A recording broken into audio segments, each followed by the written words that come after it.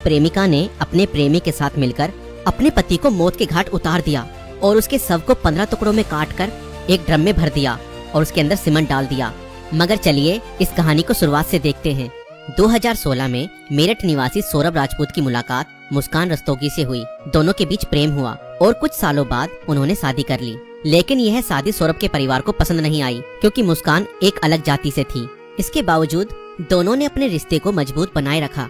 Saurabh merchant navy में job करते थे और लंदन में पोस्टेड थे। शादी के कुछ समय बाद सौरभ लंदन चले गए, जबकि मुस्कान अपनी बेटी के साथ मेरठ में रहने लगी। इस दौरान उनकी जिंदगी में एक तीसरा व्यक्ति साहिल शुक्ला आया, जो मुस्कान को पहले से ही जानता था।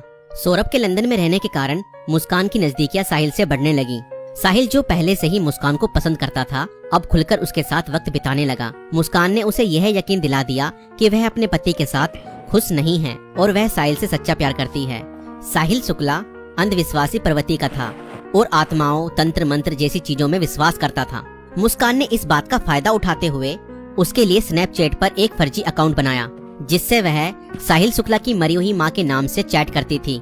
इस फर्जी अकाउंट से वह साहिल को यकीन दिलाने लगी कि उसकी मां की आत्मा मुस्कान को पसंद करती है और चाहती है कि वह दोनों साथ रहें। धीरे धीरे साहिल पूरी तरह से मुस्कान की बातों में फंस गया। मुस्कान ने उसे यह विश्वास दिलाया कि अगर वह उसके पति सौरभ को रास्ते से हटा दे तो वो दोनों एक साथ रह सकते हैं। साहिल अब पूरी तरह से मुस्कान के इशारों पर नाचने लगा था। मुस्कान और साहिल ने मिलकर सौरभ को मारने की साजिश रची। 4 मार्च 2025 को जब सौरभ लंदन से मेरठ अपनी पत्नी और बेटी से मिलने आया, तब मुस्कान ने सौरभ की फेवरेट सब्जी कोफ्तों में बेहोशी की दवाई मिलाकर खिला दी।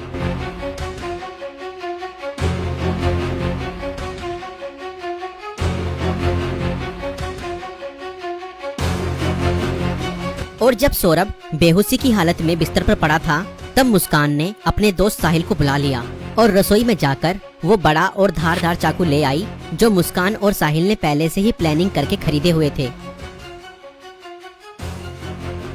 और करीब 20 मिनट तक साहिल ने मुस्कान को बताया कि कैसे उसे अपने पति का वध करना है।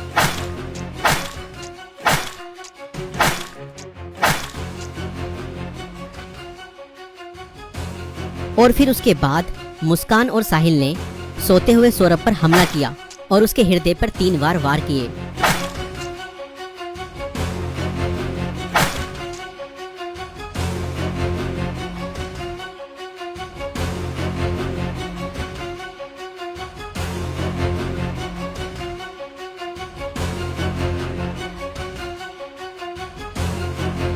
और घर में पड़े कूलर को भी ऑन कर दिया ताकि उसकी आवाज किसी को भी ना सुनाई दे। जब उन्होंने सौरभ को खत्म कर दिया, उसके बाद वह उसकी बॉडी को बाथरूम में ले गए।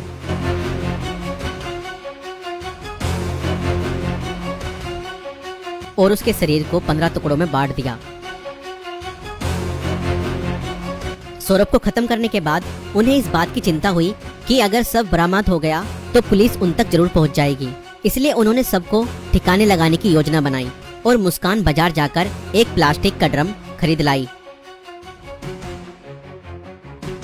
और मुस्कान और साहिल ने सौरभ के शव के टुकड़ों को उस प्लास्टिक ड्रम में डाल दिया और ऊपर से सीमेंट भी डाल दिया ताकि उसकी बॉडी की स्मेल बाहर न जाए।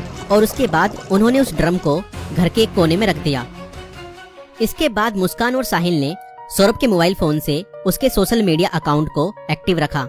उन्होंने सौरभ के अकाउंट से हिमाचल प्रदेश की शिमला की तस्वीरें और स्टोरीज पोस्ट की ताकि लोगों को लगे कि वह घूमने गया है।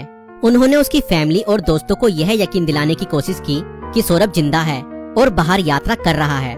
इस दौरान मुस्कान और साहिल खुद भी शिमला घूमने चले गए ताकि अगर कोई लोकेशन ट्रैक करे तो किसी को शक न हो। लेकिन किसी भी अपराधी की तरह वह भी ज्यादा समय तक बच नहीं पाए। सौरभ के परिवार ने जब उससे संपर्क करने की कोशिश की और कोई जवाब नहीं मिला तो उन्हें शक हुआ। परिवार ने मेरठ पुलिस में गुमशुदा की रिपोर्ट दर्ज कराई।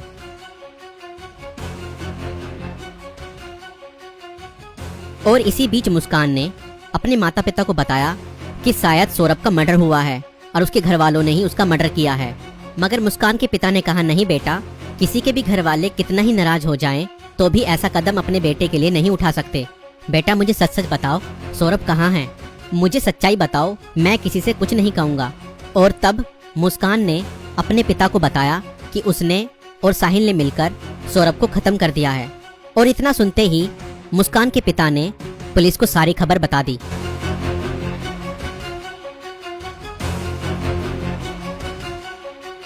और पुलिस ने तुरंत मुस्कान और साहिल को गिरफ्तार किया और उस प्लास्टिक ड्रम को भी बरामद किया जिसमें सौरभ के शव के टुकड़े थे। उस प्लास्टिक ड्रम को काटा गया और सौरभ के शरीर के टुकड़ों को बरामद किया गया। इस खौफनाक हत्या मिस्ट्री का अंत पुलिस द्वारा हत्यारों की गिरफ्तारी के साथ हुआ। पुलिस ने मुस्कान और साहिल को गिरफ्तार कर लिया। दोनों पर हत्या, साजिश और शव को छुपाने के गंभीर आरोप लगाए गए। दोस्तों, ये घटना हमें यह सिखाती है कि अंधविश्वास का अंजाम बहुत बुरा और भयानक होता है। साहिल ने अपनी मां की आत्मा के नाम पर बनाए गए एक फर्जी अकाउंट पर भरोसा किया और हत्या जैसा अपराध कर दिया। और गलत संबंध और रिश्तों का अंजाम बहुत बुरा ही होता है। मुस्कान ने अपने फायदे के लिए साहिल को मानसिक रूप से कंट्रोल किया और हत्या तक करवा दी। और कानून से कोई नहीं बच सकता, चाहे अपराध कितना भी चालाकी से किया जाए। पुलिस की जांच और सबूतों के आधार पर अपराधी पकड़े ही जाते हैं। इसलिए रिश्ते सोच समझकर बनाएं और जीवन साथी चुनने से पहले सामने वाला मानसिक रूप से कैसा व्यक्ति है यह जानने की कोशिश करें। साथी चुनते समय सूरत पर नहीं, सीरत पर ध्यान दें।